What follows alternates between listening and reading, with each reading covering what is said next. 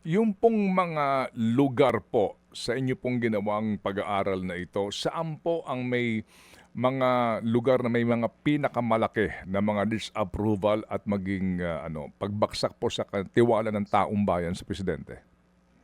Well, Mayorya yung disapproval at distrust sa National Capital Region, sa what's this, Visayas at Mindanao. At pinakamalaki sa Mindanao, 80% sa Mindanao ang hindi aprobado sa pagganap ng kanyang tungkulin. 85% naman ang hindi nagtitiwala sa Pangulo sa Mindanao. So maliban doon sa Kalakhang, Luzon, na kinabibilangan ng Rion simula sa Ilocos papunta sa Bicol, sa National Capital Region, sa Visayas at Mindanao, majority to sizable majority. No? Pag sabi ng sizable, 8 sa 10 ang hindi aprobado o hindi nagtitiwala sa Pangulo. Doon po naman sa social class po ito, yung socio-economic classes, sir. Pareho rin Ted eh. Makikita natin majority din across socioeconomic classes ang hindi aprobado eh. Regardless kung class A, B, C, D, and E, majority pa rin yung hindi approving at hindi trusting of the president. So hindi invariant, no? Walang pagkakaiba yung level ng pag-aaproba o hindi pag-aaproba at hindi pagtitiwala kay Bongbong Marcos.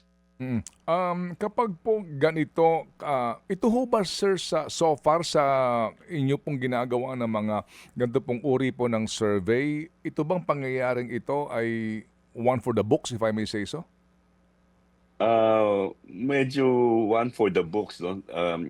Kapareho siya nung approval at trust rating ni GMA, ni Gloria Macapagal-Arroyo nung midterm niya noong 2007. Ang kakaiba, kaya pwede mo sabihin one for the book, nung kay GMA, hindi naman majority disapproving at distrusting, no? Nahati ang Pilipino nun eh. Isa sa tatlo ay isa sa apat hindi nagtitiwala, hindi aprobado, pareho ngayon. Pero hindi mayorya yung disapproving at distrusting. Kumbaga yan yung record na i-set ni Bongbong Marcos, no? Bago mag-midterm, majority na ang hindi aprobado at hindi nagtitiwala sa kanya. So, nakababahala po ito para sa isang sitting president. Definitely, hindi dapat isang tabi to. Maaaring sabihin ng kanilang mga nagsusuporta na ay dala lang na ito ng disinformasyon. Bagamat maaring totoo ito, ang kinakailangan nilang isaalang-alang ay meron pa silang 3 taon at sa loob ng 3 taon na ito ay kinakailangan pakita nila na kaya nilang tugunan yung mga pangunahing problema ng ating bansa at hindi sila malugmok dahil dito sa kinalabasan ng nakaraang survey. Maaari mong magbago ito, Ted.